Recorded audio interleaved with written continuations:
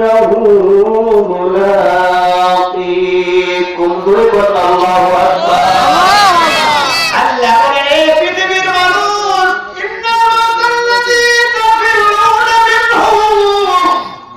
মরণ থেকে বাঁচার জন্য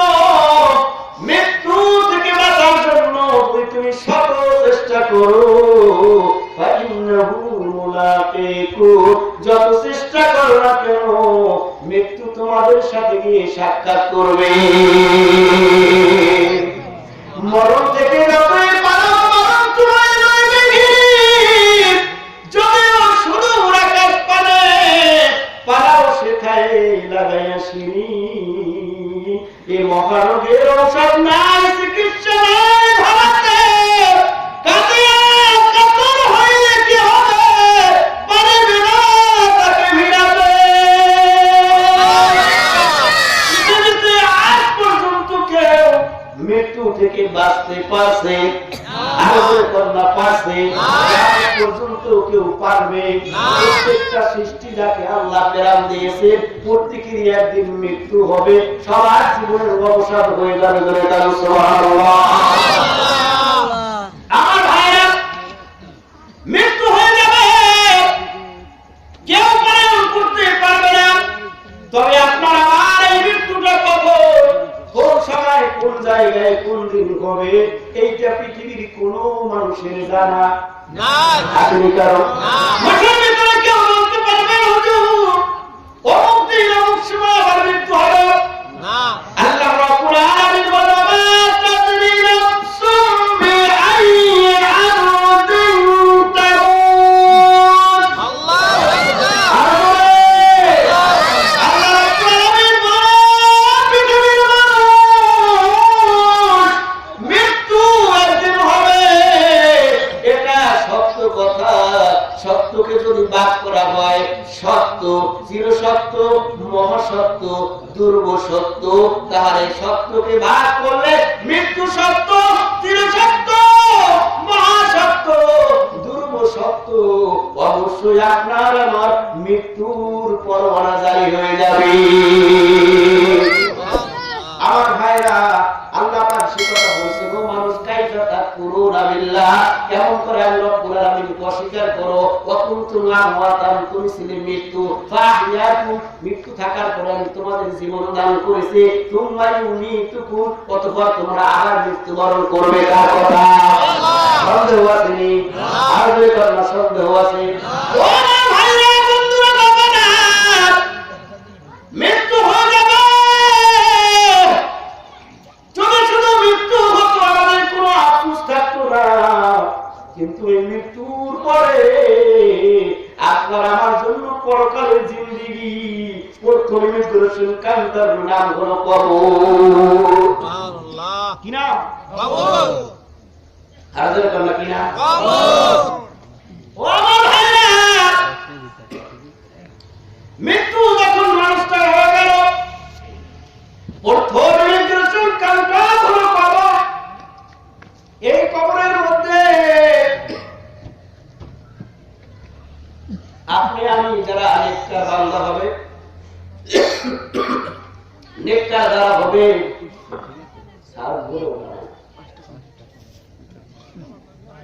একটু জিকির করেন লা ইলাহা ইল্লাল্লাহ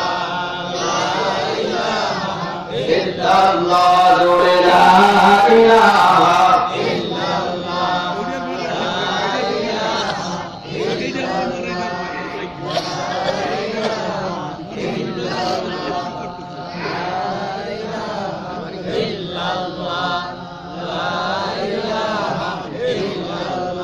জোরে লা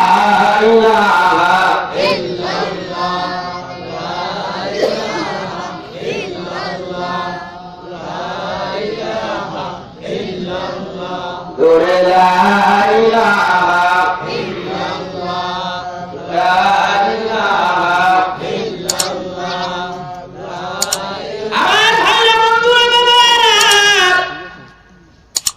মৃত্যু যখন হয়ে গেল আপনার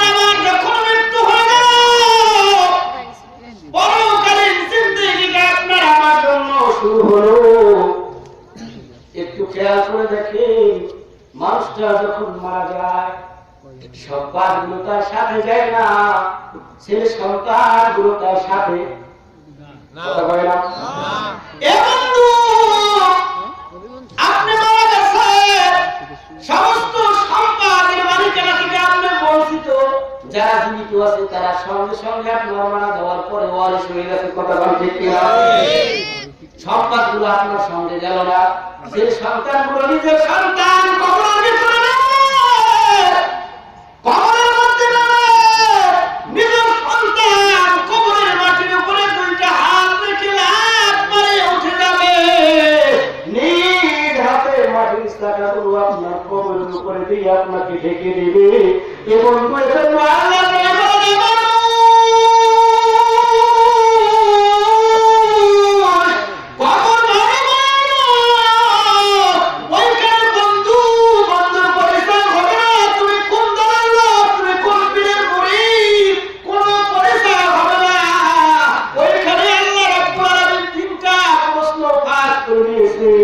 তিনটা প্রশ্ন যদি কেউ উত্তর দিতে পারে, প্রশ্নের উত্তর যদি সঠিকভাবে দিতে পারে, আল্লাহ নবী বলেন কবরটা সাধারণ কবর থাকবে না, রওজাতুম মিন রিয়াজিল জান্নাহ। আল্লাহু আকবার। আল্লাহ নবী বলেন ওই কবরের ভিতরে প্রশ্নের উত্তর যদি সঠিকভাবে কেউ দিতে পারে, আল্লাহ রাব্বুল আলামিন কবরটা ছোট্ট একটা ঘরের মধ্যে সীমাবদ্ধ রাখবে না, কবরটা লম্বা করে প্রশস্ত করে দিবে, কবরের মধ্যে অন্ধকার থাকবে না, ওই কবরটা হবে রওজাতুম মিন রিয়াজিল জান্নাহ, জান্নাতের বাগানে আল্লাহ তাআলা পরিণত করে দিবে।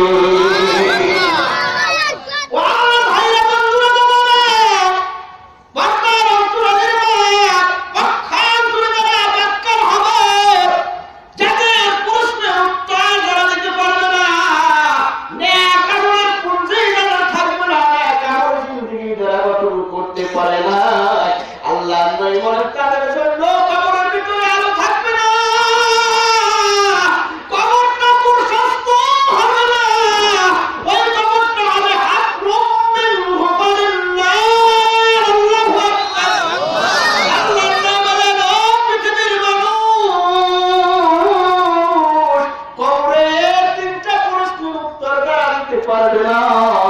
তাদের জন্য কবরটা হবে আক্রমণের উপরের নার, ওই কবরটা হবে একটা জাহান্নামের খণ্ড টুকরা। আল্লাহ নবী বলেন শুধু তাই নয়, ওই বাক্কারির কবরের ভিতরে প্রশ্নের উত্তর যারা দিতে পারবে না, তাদের কবরের ভিতরে এক নয় দুই নয় আল্লাহ রাব্বুল আলামিনের বিষাক্ত 99টা সাপ হাজির করে দিবে।